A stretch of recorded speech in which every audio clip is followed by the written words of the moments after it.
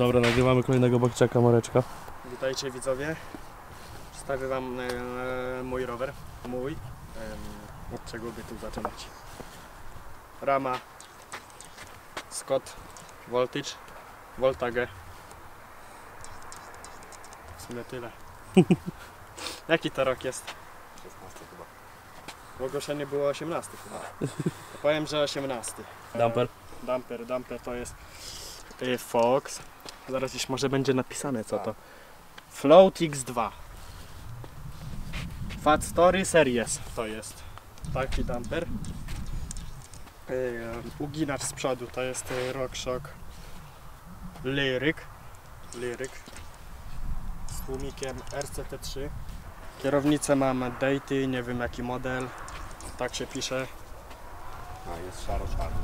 Jest szaro-czarna, ma ładny odcień, ładne zgięcie, skrócona na 780 mm. Mostek mamy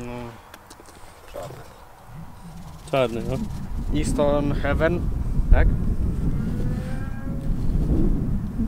Niech będzie, że Easton Heaven. Tak się nazywa. Jest czarny i też jest szary, więc jest ładny.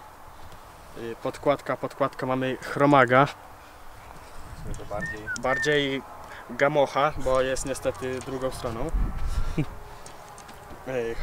Hamulce mamy Hoppe V4 mamy. Tech V4 jakoś tak. Gripy BSD Passenger. Dobra, co tu dalej? Siodełko sztyca.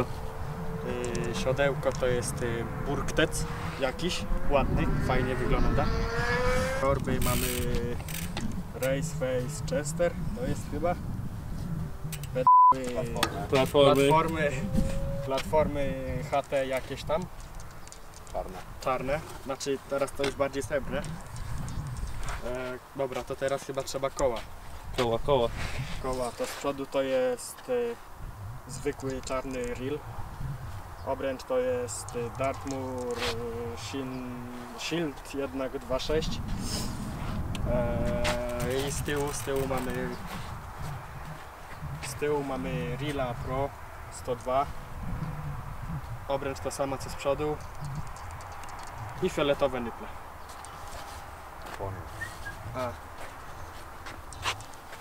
Z dwóch stron opony Maxisa Ardenty 26 na 2,4,40 Exo TR Tubeless Ready. Takie mam opony. Co jeszcze? Napinacz mam Reversa. Tak, tu jest napisane reverse. To znaczy, że jest reverse. No może jest tylko napisane. Tu chyba też jest wszystko reverse.